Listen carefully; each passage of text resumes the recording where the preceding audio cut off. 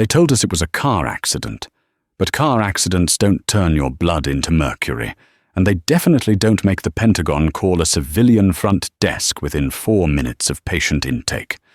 When the monitors at St. Jude's flatlined, Griffin Jenkins didn't reach for the defibrillator. She reached for a memory, a technique her grandfather made her swear never to use. It wasn't in any textbook. It wasn't in any database. And when she finished, the patient didn't just wake up. The entire hospital grid went black. This is the true story of the night modern medicine failed, and a forbidden secret saved the world. The rain over Black Ridge County didn't fall. It hammered. It was the kind of torrential downpour that turned the asphalt of Route 9 into a slick, black mirror, and drowned out the sound of the sirens until they were right on top of you. Inside the emergency room of St. Jude's Regional Medical Center, Griffin Jenkins flicked the condensation off a chart. It was 2:14 a.m. on a Tuesday. The graveyard shift usually lived up to its name in this sleepy corner of Washington state. Drunk drivers, farm equipment accidents, or the occasional bar fight from the jagged edge of town. But tonight, the air felt heavy. Static clung to Griffin's scrubs, the hairs on her arms standing up for no reason she could name. "Barometers dropping," Dr. Richard Sallow muttered, not looking up from his tablet. Sallow was competent but rigid, a man who worshipped the hospital protocol manual as if it were scripture. "We're going to lose power if the backup gen doesn't kick in." "Generators are fine, Richard," Griffin said, her eyes on the sliding glass doors. "It's not the storm. You and your feelings, Griffin. Please just restock the—" He was cut off by the explosion of the double doors. There was no ambulance crew, no paramedics shouting vitals, just 2 men in drenched black suits, dragging a third figure between them. They didn't look like locals. They moved with a terrifying, synchronized efficiency, their shoes squeaking violently against the linoleum. "We need a room." "Now," the taller man barked. He wasn't asking. He had a jawline like a cliff face and eyes that looked like they'd seen the end of the world. "Sir, you can't just—" Sallow started, stepping forward. "Trauma 1, Griffin yelled, overriding the doctor. She saw the blood trailing on the floor. It was dark, too dark, almost purple under the fluorescent lights. "Get him on the gurney. Richard, page anesthesiology. We have a code blue." The men hoisted the figure onto the bed in Trauma 1. The patient was a male, roughly 30, athletic build. He was soaking wet, but his clothes were shredded, not by glass or metal, but by something that looked like heat. The fabric was fused to his skin. "What happened?" Griffin demanded, cutting away the ruined shirt with trauma shears. "MVA? Chemical burn." "Classified," the taller suit said, stepping back to the door. He put a hand to his ear, touching an invisible earpiece. "Do not let him die. If he dies, this entire county becomes a crater. Do you understand?" Dr. Sallow bristled. "I am the attending physician. You will tell me what neurotoxins or agents he was exposed to, or I cannot treat him." "Just keep the heart beating, doctor," the man said, then turned his back to guard the door. Griffin looked down at the patient. His skin was grey, clammy, and vibrating. Vibrating. She placed her hand on his chest to check for a rise and fall, and a low-frequency hum travelled up her arm, rattling her teeth. "Richard, look at the EKG," Griffin whispered. They looked at the monitor. It wasn't flatlining. It wasn't in fibrillation. The green line was drawing geometric shapes, perfect, sharp fractals that made no physiological sense. "Machine error," Sallow said, his voice trembling. "Leads are loose. Reattach them, Nurse Jenkins." "The leads are tight," Griffin said, her voice steady despite the fear rising in her throat. She shone a penlight into the patient's eyes. The pupils didn't constrict. They swirled. "His BP is 200/0. That's impossible. He's crashing," Sallow screamed as the alarms finally decided to scream real warnings. The fractals collapsed into a chaotic scribble. V-fib! Charge to 200, clear! The body jolted as the electricity hit him. The smell of ozone filled the small room, overpowering the scent of antiseptic. Nothing, Griffin called out, still in V-fib. 300, clear! Thump, nothing.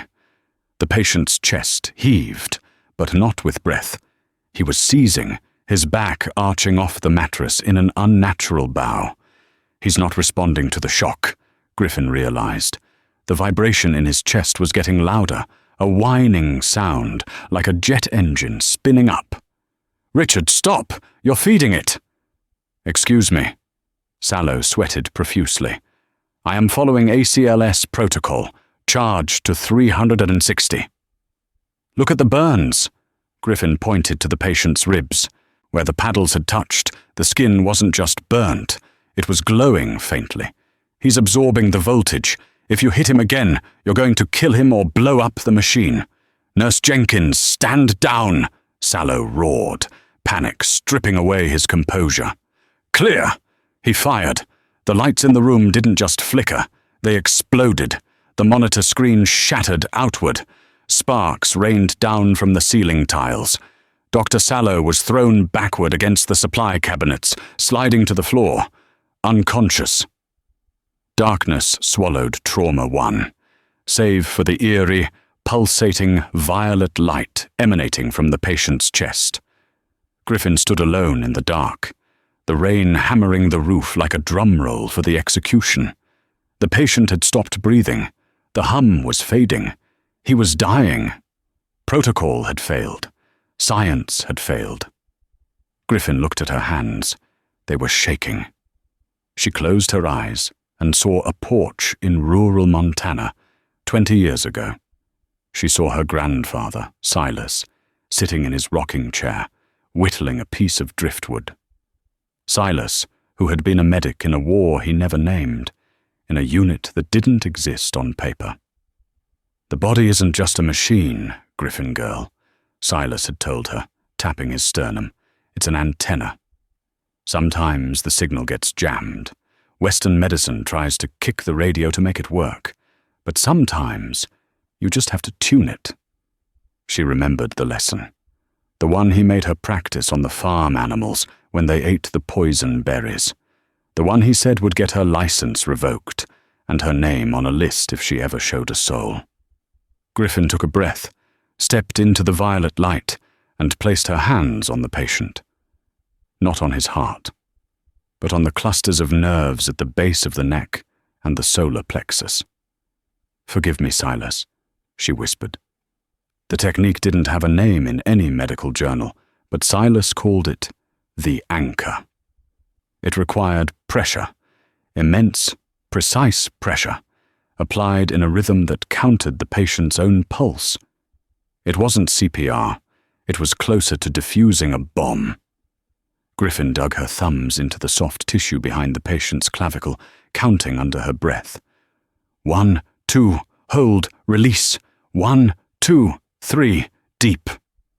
The sensation was revolting. It felt like pushing her hands into a bucket of electric eels. The energy radiating from the man's skin bit at her fingertips, stinging and hot. "Come on," she hissed, sweat dripping from her forehead onto his chest. "Come back." She shifted her left hand to his sternum, using her knuckles to grind a circular pattern directly over the vagus nerve. It was brutal. If Sallow were awake, he'd have her arrested for assault. This wasn't healing. It was a forced reboot of the biological operating system. The whining noise in the room changed pitch. It dropped an octave, then another. "That's it," Griffin gritted her teeth. She changed the rhythm. Tap, tap, press. Tap, tap, press. She was mimicking a frequency Silas had taught her, a specific tempo that supposedly forced the autonomic nervous system to hard reset. He had claimed they learned it from deep-sea divers who got the bends, or maybe it was Tibetan monks. The story changed every time he told it, but the result never did. Suddenly the patient gasped. It wasn't a normal gasp. It was a vacuum intake, sucking the air out of the room. His back slammed onto the mattress. The violet glow beneath his skin pulsed once, blinded her momentarily, and then vanished. The emergency backup lights flickered on, bathing the room in a sickly yellow hue. The monitors, miraculously, rebooted. The shattered screen of the main unit was dead, but the portable slave monitor on the cart beeped. Beep, beep, beep. Sinus rhythm. 70 beats per minute. Perfect. Impossible. Griffin stumbled back, her hands trembling uncontrollably. Her fingers felt frostbitten. She grabbed the edge of the counter to steady herself, staring at the man.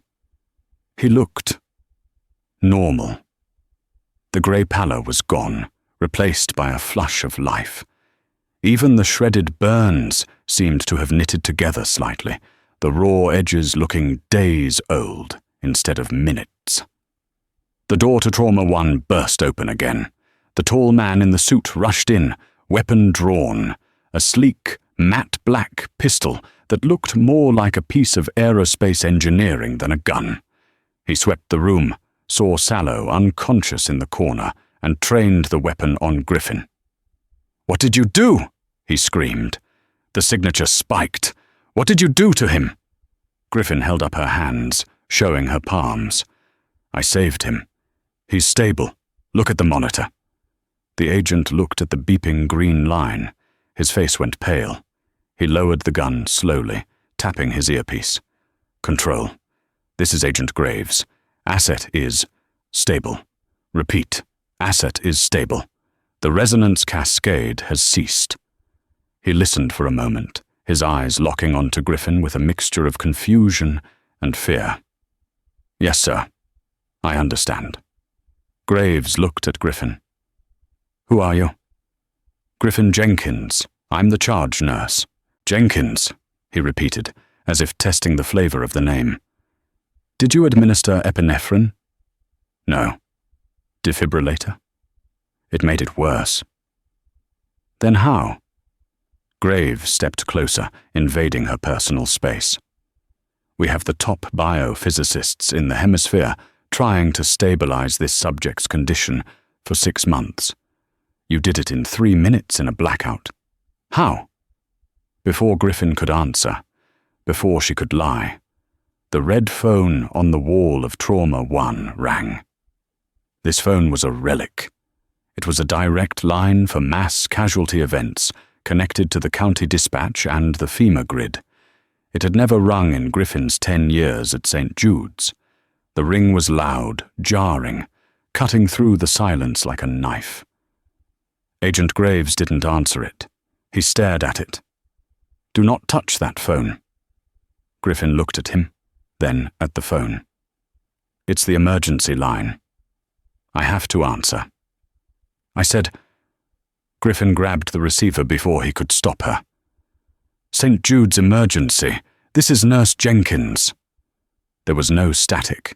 The voice on the other end was crystal clear, deep, and sounded like it was speaking from the inside of a concrete bunker.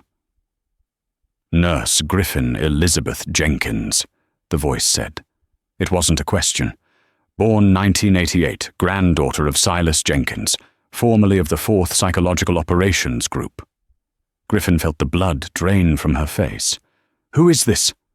"This is General Hathaway, Pentagon Joint Chiefs," the voice replied. "Keep the line open, Nurse Jenkins. Do not hang up. We have a satellite lock on your location. A retrieval team is 4 minutes out." "Retrieval for the patient?" Griffin asked, glancing at Graves. "No, Griffin," the general said, his voice dropping to a terrifyingly calm register. "For you. You just performed a Class 0 manipulation. We thought Silas took that secret to the grave. It seems we were wrong." Griffin slammed the phone onto the receiver. She looked at Graves. "He knows," she whispered. Graves looked at the patient, then at Griffin. His expression shifted. The professional mask cracked. "If Hathaway is coming," Graves said, holstering his weapon, "then we don't have 4 minutes. We have maybe 2. 2 for what?" "To run," Graves said. He went to the gurney and unlocked the wheels. "Because if Hathaway gets his hands on you, you're never going to see daylight again. And neither is he." He nodded at the patient. "Why?" Griffin asked, her mind reeling. "Because the man on this table isn't a man, Griffin," Graves said, shoving the gurney toward the back exit. "He's a weapon, and you just figured out how to turn him on." The back corridors of St. Jude's were a labyrinth of linoleum and swinging doors, smelling of bleach and stale coffee. Griffin's sneakers squeaked against the floor as she sprinted alongside the gurney. Graves was pushing with a strength that shouldn't have been possible for a man of his size, steering the heavy metal frame around corners with millimeter precision. "Where are we going?" Griffin gasped, her lungs burning. "The ambulance bay is the other way." "Ambulance bay is a kill box," Graves said, not breaking stride. "Hathaway will have snipers on the roof and a containment team at the main intake. We're going to the morgue." "The morgue?" "Loading dock, sub-basement. It's the only exit not covered by the main security grid." They hit the service elevator. Graves swiped a keycard that looked nothing like the standard hospital ID. It was a thick slab of black plastic with a gold chip. The panel flashed green instantly, bypassing the floor selection and sending them plummeting downward. Inside the elevator, the silence was deafening. The patient, Graves had called him the asset, was breathing deeply now, a rhythmic, powerful sound. Griffin checked his pulse again. It was strong, steady, but slow. 40 beats per minute, like a hibernation state. "You called him a weapon," Griffin said, staring at Graves. "What is he? A cyborg? Some kind of super soldier?" Graves looked at the floor numbers ticking down. "Nothing that crude. He's a vessel, Griffin. Project Eidolon. The government spent $3 trillion trying to create the perfect biological interface for next-gen energy weapons. They failed. They couldn't figure out how to keep the power from cooking the human host from the inside out." He looked at the unconscious man. "Until tonight. Until you put your hands on him and cooled the reactor." "I didn't cool anything," Griffin snapped. "I fixed his biorhythm. My grandfather taught me that the body has a frequency. If you match it, you can stop the dissonance." "Dissonance," Graves repeated, shaking his head. "We call it cascade failure. But sure, dissonance." The doors dinged open. The sub-basement. It was colder down here. The air smelled of formaldehyde and damp earth. They burst out into the hallway, heading for the heavy steel doors of the loading dock where the funeral homes picked up the deceased. Graves kicked the crash bar, and the door flew open into the storm. The wind hit them like a physical blow. The rain was coming down in sheets, sideways. Outside, the loading bay was dark, illuminated only by the distant lightning strikes over the Black Ridge Mountains. "My car is stashed behind the dumpster," Graves yelled over the wind. "Black SUV! Get the door!" They rolled the gurney down the concrete ramp. The water was ankle-deep, swirling with mud. They were halfway to the vehicle when the sky lit up. Not lightning. Searchlights. 3 beams of blinding white light cut through the rain from above. The thumping rhythm of rotor blades tore the air apart.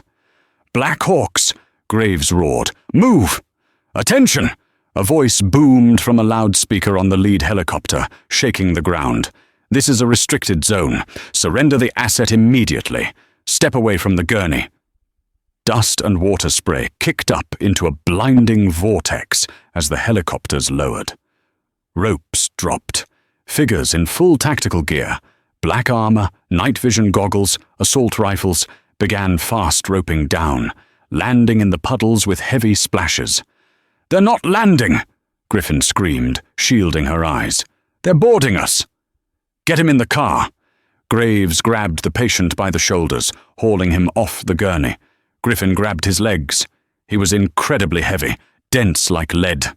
They shoved him into the back seat of the SUV just as the first red laser dot danced across the wet pavement near Griffin's foot. "Get in the front!" Graves shouted.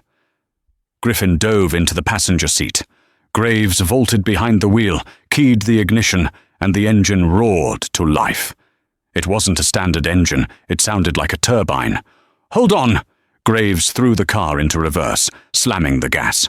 The SUV tires spun, smoking against the wet asphalt, before finding traction. The vehicle shot backward, smashing through the wooden gate of the loading dock area. Pop, pop, pop, pop. Bullets sparked off the rear windshield. The glass spiderwebbed, but didn't shatter. Bulletproof. "They're shooting at us!" Griffin yelled, panic finally setting in. "They're shooting at the tires!" Graves corrected, spinning the wheel. He whipped the car around a J-turn, facing the exit ramp. "They want him alive! You're expendable." The SUV surged forward, accelerating up the ramp and onto the main road. Above them, the helicopters banked hard, tracking them. "How do we outrun a helicopter?" Griffin asked, gripping the "Oh Jesus" handle above the door. Graves reached down to the center console and flipped a red switch. "We don't outrun them. We blind them." He hit a button. The rear of the SUV deployed a canister. A massive cloud of thick, white smoke exploded behind them, mixing with the rain and fog. It wasn't just smoke. It glittered. "Thermal chaff," Graves explained, his eyes glued to the road. "It screws up their infrared. We have about 30 seconds before they regain visual lock. I need you to navigate." "Navigate? I'm a nurse, not a co-pilot." "You're a local." Graves swerved to avoid a fallen branch. "I need a route with heavy tree cover, tunnels or bridges, something to block their satellite view." "Where do we go?" Griffin's mind raced. The highway was suicide. The main roads were wide open. "The old logging road," she said breathlessly. "Route 4. It goes through the Sawtooth Gorge. It's covered by redwoods, and there's an old mining tunnel that cuts through the mountain to the other side of the county." "Perfect. Guide me." As they sped into the darkness, leaving the sirens and the chop of helicopter blades behind them, Griffin looked into the back seat. The patient, David Ross, the name was on the ID tag Graves had dropped, was sitting up. His eyes were open. They weren't swirling anymore. They were a piercing, electric blue, and they were fixed right on the back of Griffin's head. "Griffin," he rasped. His voice sounded like grinding stones. Griffin froze. She turned slowly in her seat. "How do you know my name?" The man didn't answer. He looked at his hands, then at Graves, then back to Griffin. "The song," he whispered. "You finished the song." The logging road was a nightmare of mud and gravel. The SUV bucked and slid, the suspension groaning, as Graves navigated the hairpin turns at 60 miles an hour. The towering redwoods formed a canopy overhead, blocking out the sky and, thankfully, the searchlights of the pursuing helicopters. For 10 minutes, no one spoke. The only sounds were the roar of the engine and the pelting rain. Griffin watched the man in the back seat. He was shivering now, the adrenaline of the resuscitation fading. "We need to get him warm," Griffin said, her nursing instincts overriding her terror. "He's going into shock." "There's a blanket in the back," Graves said, eyes on the rearview mirror, "and a med kit under the seat." Griffin unbuckled, climbing awkwardly over the center console into the back. She wrapped the thermal foil blanket around the man. Up close, he looked younger than she had thought, maybe late 20s. His face was sharp, handsome, but etched with a deep, weary pain. "What is your name?" she asked softly, checking his pulse. "Captain David Ross," he murmured. "5th Special Forces Group, attached to DARPA." "David," Griffin said. "My name is Griffin. This is Agent Graves. You're safe." Ross laughed, a dry, hacking sound. Safe? No one is safe. Not if Hathaway triggered the protocol. He looked at Griffin, his eyes intense. You used the Jenkins technique. Griffin froze. What did you say? Silas Jenkins, Ross said. The medic of the Lost Battalion, Vietnam, 1968. He was the only one who knew how to treat the symptoms of the glow. Griffin felt the world tilt on its axis. My grandfather was a farmer. He was a medic, yes, but he never talked about whatever this is. He didn't talk about it because they threatened to kill his family if he did, Ross said, leaning his head back against the seat. The government found something in the jungle during the war. An ancient resonance. It wasn't a disease. It was a frequency. It made soldiers stronger, faster, but it burned out their nervous systems in days. Silas figured out how to ground it, how to anchor the human soul so the body wouldn't tear apart. Graves spoke up from the front seat, his voice grim. I didn't know the history, Ross. I just knew you were the only test subject who didn't die on the table, and I knew her name was on the emergency contact list in the hidden file. My name? Griffin asked. Not just your name, Ross said. Your genetic marker. Silas didn't just teach you a technique, Griffin. He prepared you. This ability, it's not just pressing on nerves. It requires a specific bioelectric signature to work. You have it. He had it. Griffin looked at her hands. The hands she had used to deliver babies, to set broken bones, to hold the hands of the dying. She had always felt different. Sensitive to static electricity, able to hear the hum of electronics before they were turned on. She thought it was just quirks. So, Hathaway wants me, Griffin realized, a cold pit forming in her stomach. Not to arrest me, to use me. He wants to harvest you, Ross said bluntly. He has 1,000 soldiers like me in cryostasis, failed experiments, unstable weapons. If he has you, he can wake them all up. He can stabilize the army he's been trying to build for 50 years. Griffin looked out the window at the passing trees. The implications were horrifying. She wasn't a hero, she was a key to a Pandora's box. We're coming up on the tunnel, Graves announced, cutting the tension. Once we're through, we ditch the car. I have a safe house 3 miles from the exit, off-grid. Graves, Ross said, his voice tightening. Do you hear that? Graves frowned. Hear what? Low frequency, Ross said, clutching his head. 40 hertz, rising. Griffin listened. She heard nothing but the rain. But then she felt it. A vibration in her teeth, a buzzing in her fingertips. They're not behind us, Ross yelled, his eyes widening. They're ahead of us.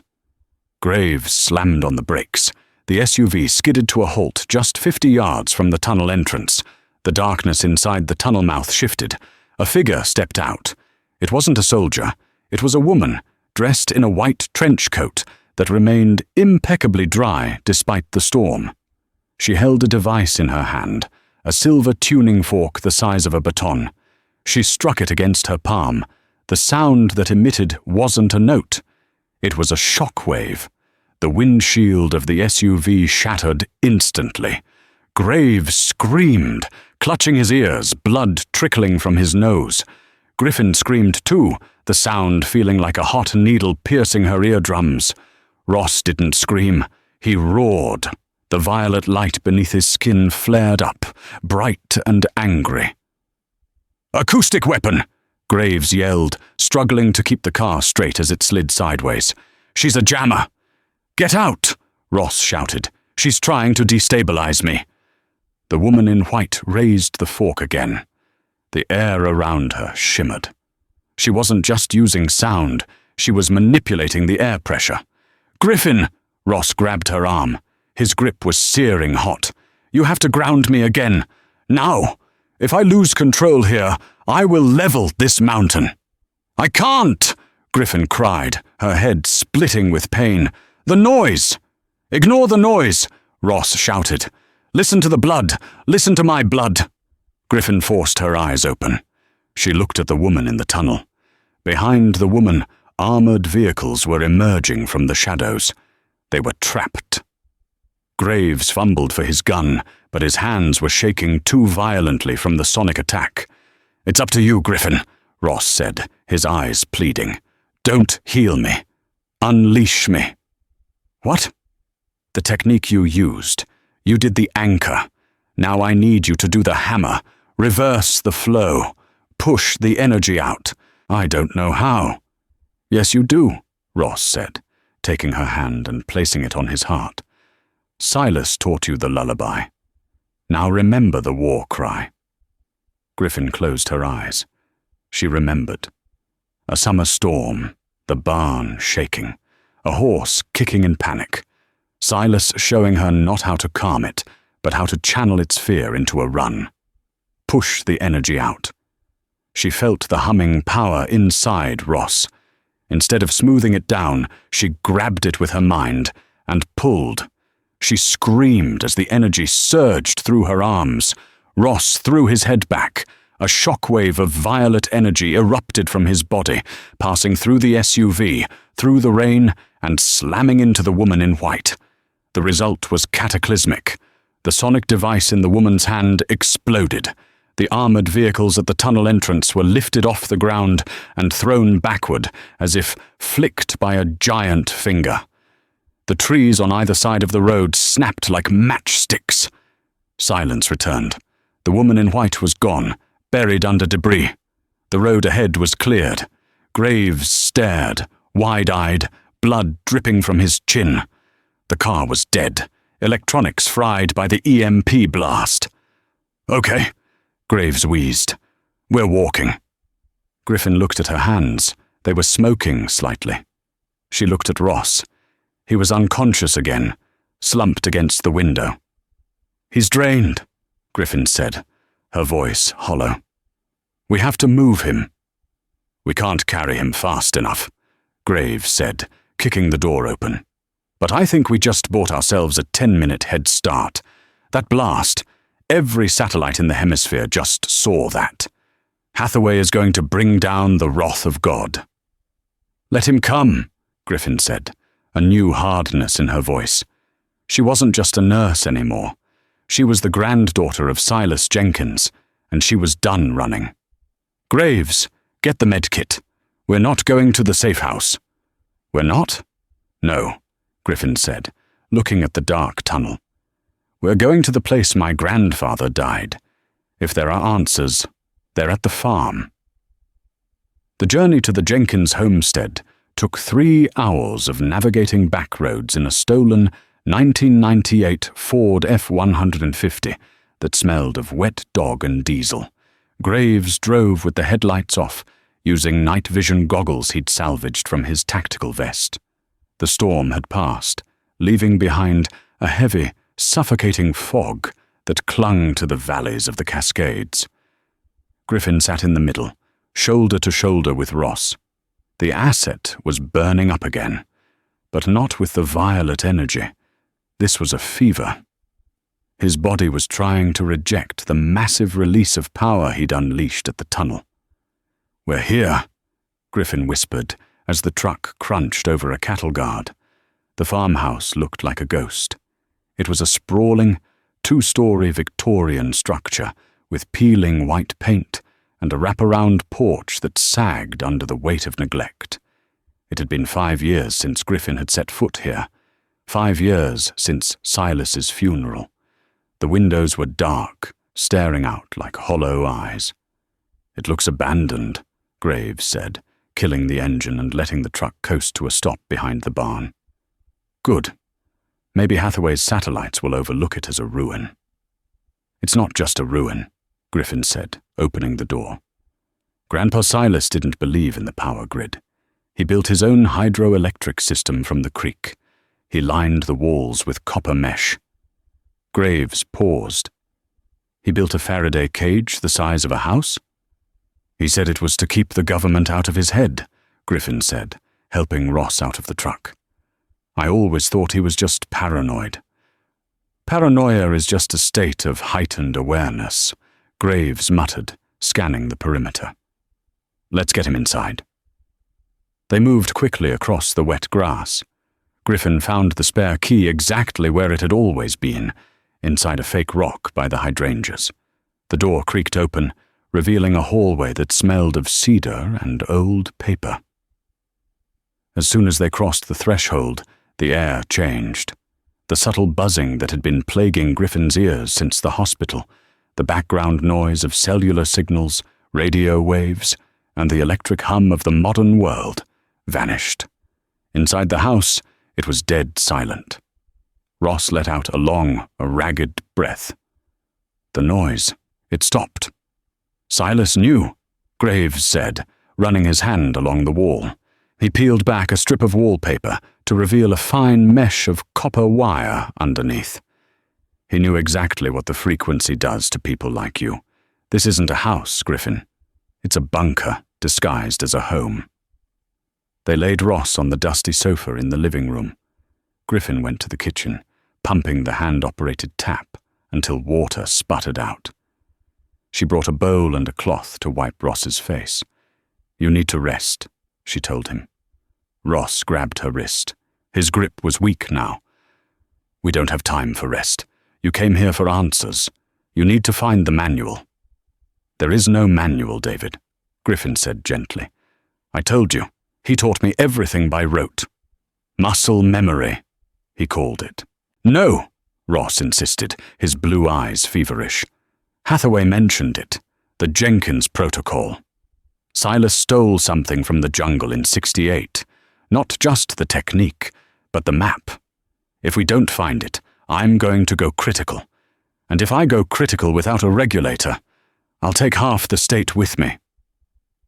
Where would he hide it? Graves asked, entering the room. He had a shotgun he'd found mounted above the fireplace. I checked the study, just old almanacs. Griffin closed her eyes, thinking. She went back to her childhood. Summers spent running through these halls. Silas sitting in his rocking chair, whittling. He was always whittling. Complex geometric shapes, dodecahedrons, spirals. The workshop, Griffin said, her eyes snapping open. He spent all his time in the barn workshop. He wasn't just making toys. Show us, Graves said. They left Ross on the couch. He was too weak to move and ran through the rain to the barn. The workshop was a chaotic mess of sawdust, tools, and half-finished wood projects. Griffin walked to the workbench. It was covered in wood shavings. She brushed them aside. Carved into the surface of the heavy oak table wasn't a standard ruler or measurements. It was a star chart, but the constellations were wrong. It's not stars, Griffin whispered, tracing the lines. It's the nervous system.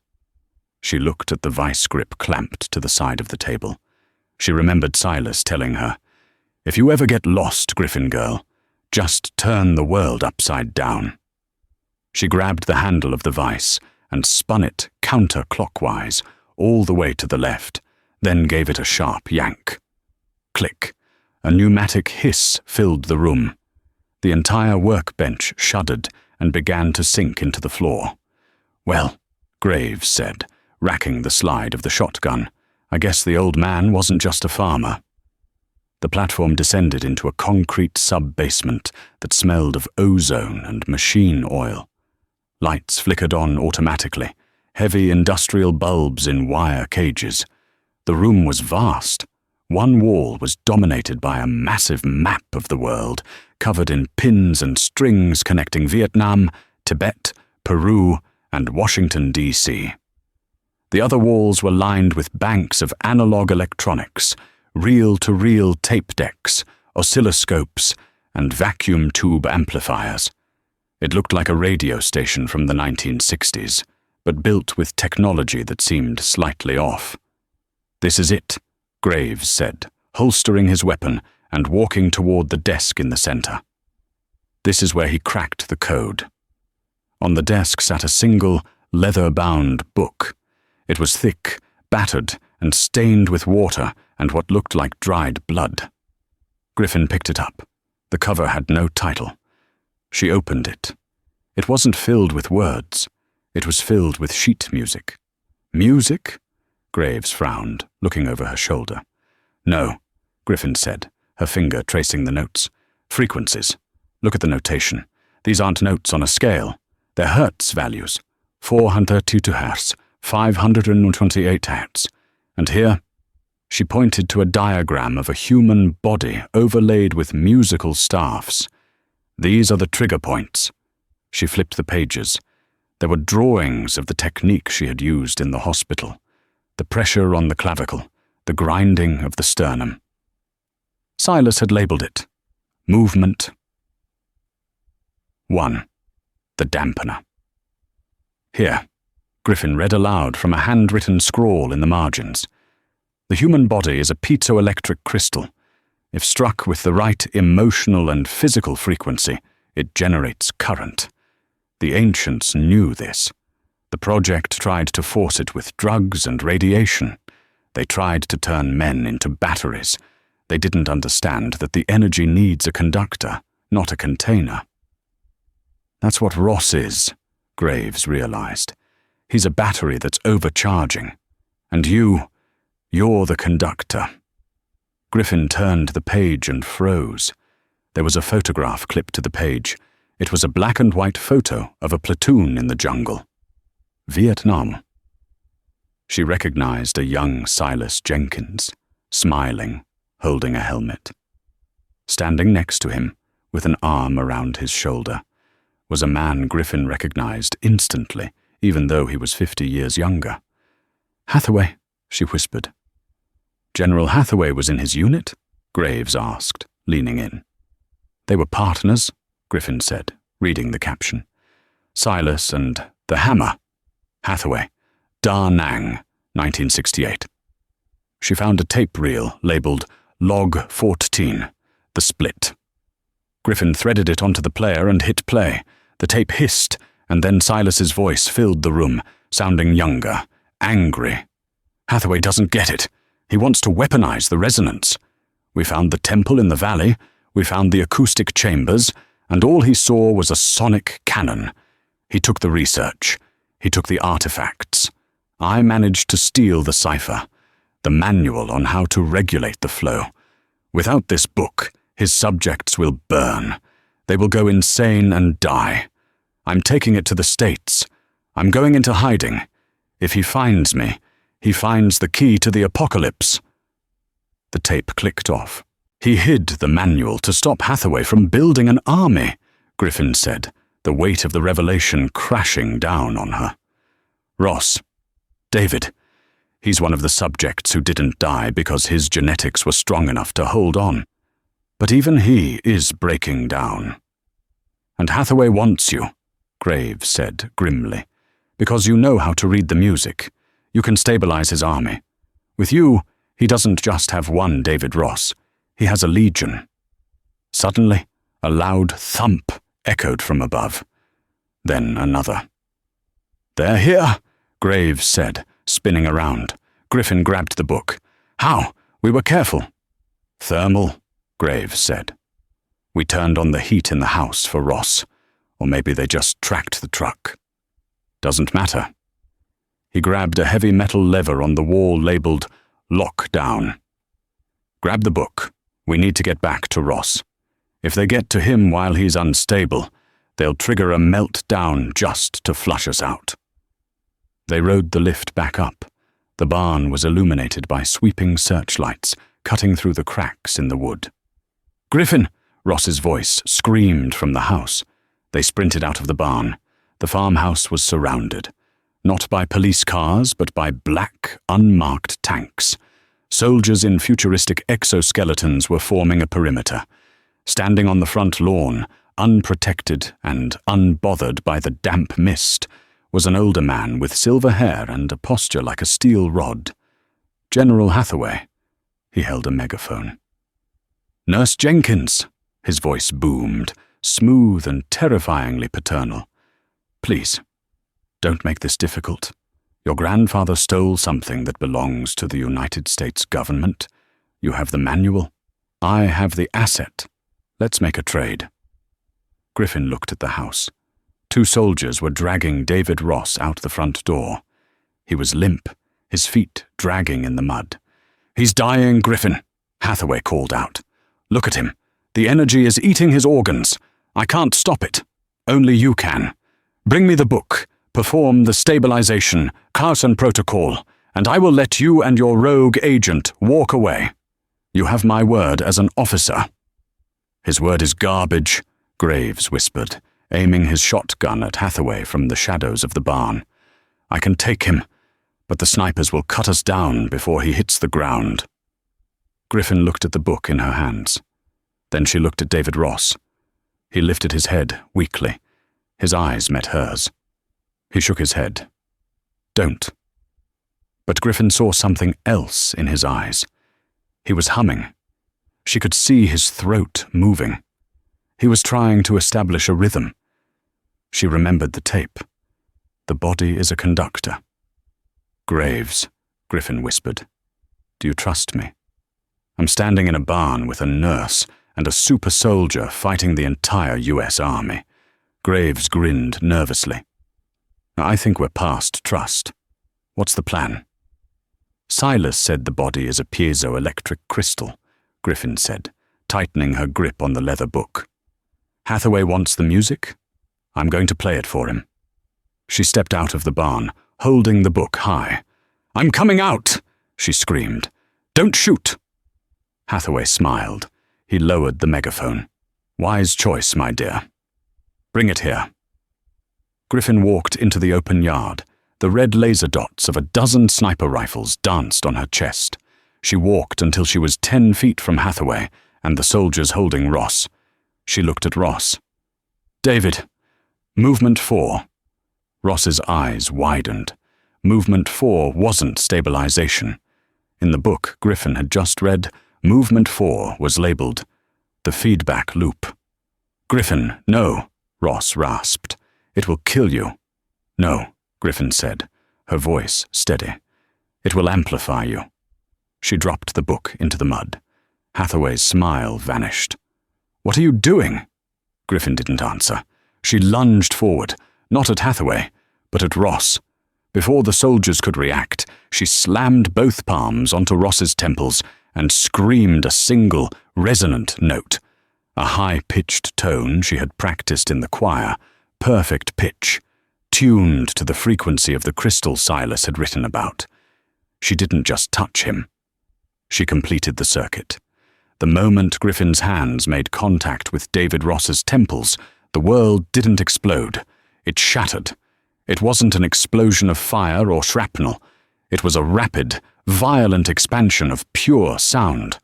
The note Griffin screamed, a perfect A-sharp tuned to 432 hertz, acted as a key, unlocking the immense potential energy stored within Ross's genetically modified cells. But instead of letting that energy consume him, Griffin's physical connection created a circuit. She became the ground wire. He became the lightning. A shockwave of violet light erupted from the center of the yard. It moved in a perfect ring, expanding outward at the speed of sound. The effect on the soldiers was immediate and catastrophic. The advanced exoskeletons worn by Hathaway's elite guard relied on high-frequency wireless synchronization. When the wave hit them, the feedback loop fried their internal gyroscopes. A dozen men collapsed instantly, their suits locking up and trapping them like statues in the mud. The snipers on the ridge fared no better. The acoustic spike overloaded their digital scopes and comms headsets. Screams of pain echoed through the valley as eardrums ruptured under the pressure of the sonic boom. General Hathaway stood his ground, shielded by a personal dampening field generated by a device on his belt. But even he wasn't prepared for the sheer magnitude of the force. The wave hit him, shattering his field generator and throwing him backward 10 feet into the grill of his command vehicle. In the center of the storm, Griffin felt like she was holding onto a live wire. Her vision went white. Every nerve in her body felt like it was being sandblasted. She could feel David's pain, his rage, and the terrifying loneliness of being a weapon. She poured her own strength into the connection, forcing the chaotic energy into a rhythmic pulse. Thump, thump, thump. It was the heartbeat of a giant. "Graves, now!" Griffin screamed, though she couldn't hear her own voice over the roaring wind. Agent Graves didn't hesitate. While the army was disoriented and blinded by the violet strobe light, he sprinted from the barn. He didn't run for the truck. It was too exposed. He ran for the distraction. Graves pulled the pin on a flashbang grenade and tossed it toward the fuel tank of the command vehicle Hathaway had just hit. Boom! The fuel ignited. The explosion wasn't nuclear, but it was enough.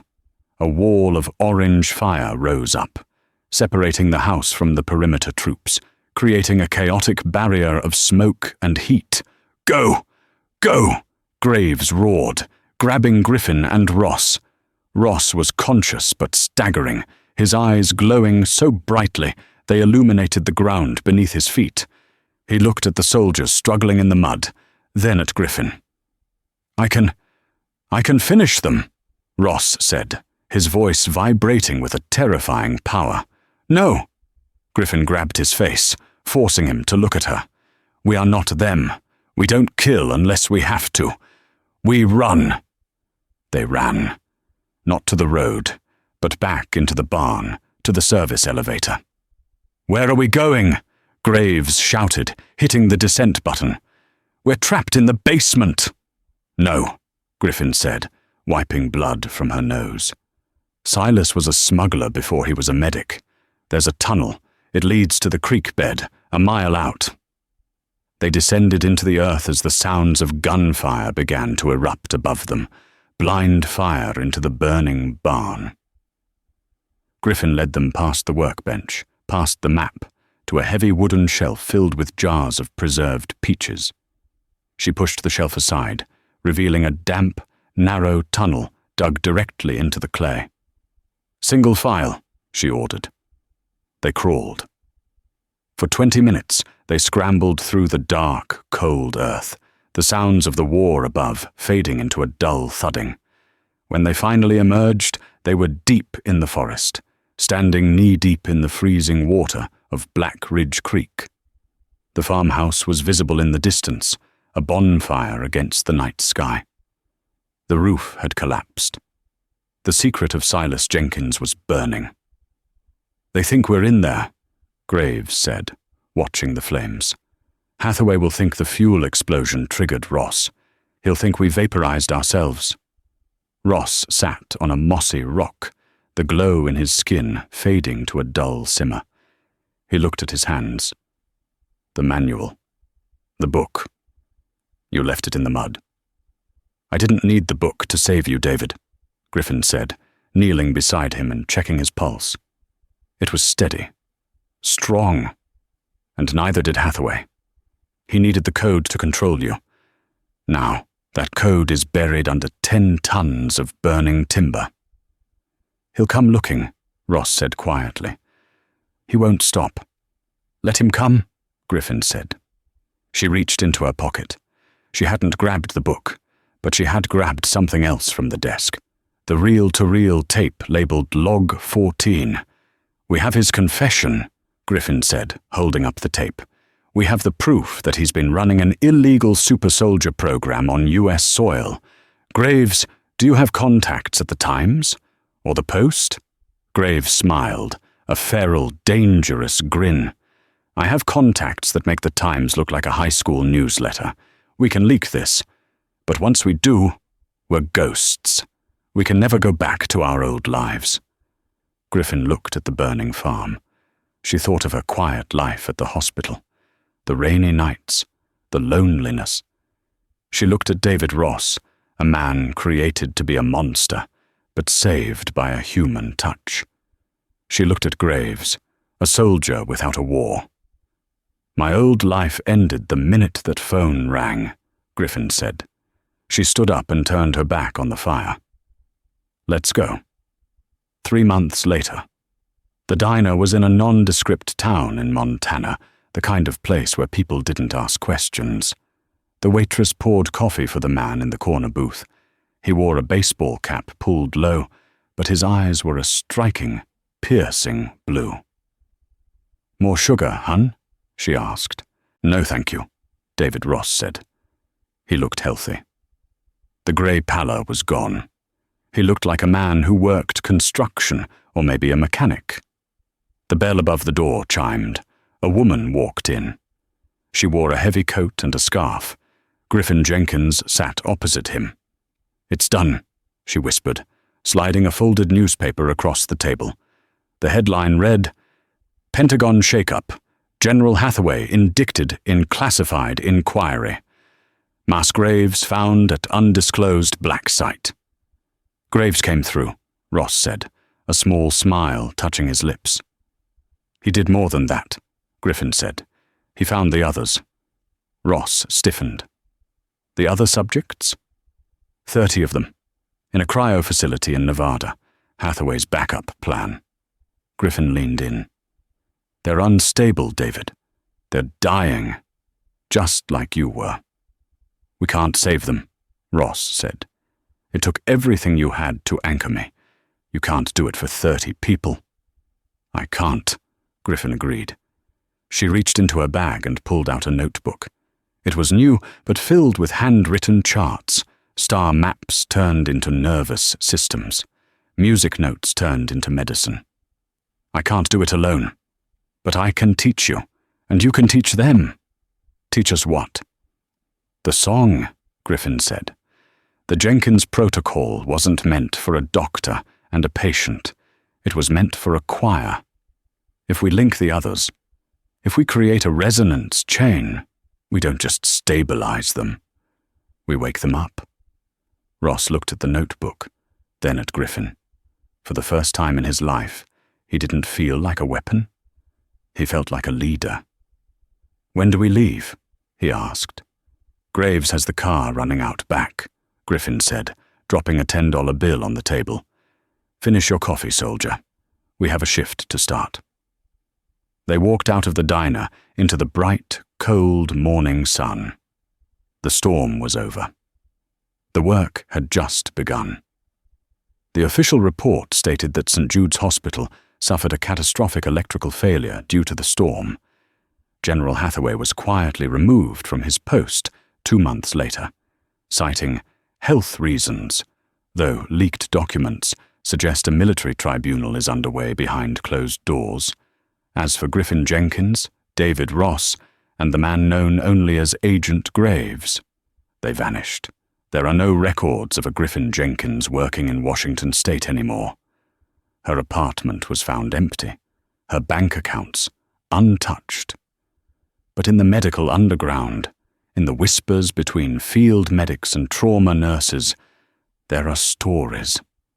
Stories of a team that shows up when the cases are impossible, when the patients are classified, when the government men in black suits come to bury the truth. They say there's a woman who can restart a heart with a touch, and a man who can silence a room just by walking into it. They say they're not just saving lives, they're building an army. But that is a story for another time. If you enjoyed this story, make sure to hit that like button. It really helps the algorithm find more people who love high-stakes medical thrillers. And if you want to hear part 2, or the files on General Hathaway's other experiments, subscribe and ring the bell so you don't miss the notification. I want to hear from you in the comments. Do you think the government is hiding medical technology like this today? Or was Silas Jenkins just a myth? Let me know down below. Thanks for watching. Stay safe. And remember, sometimes the only manual that matters is the one you write yourself. I'll see you in the next video.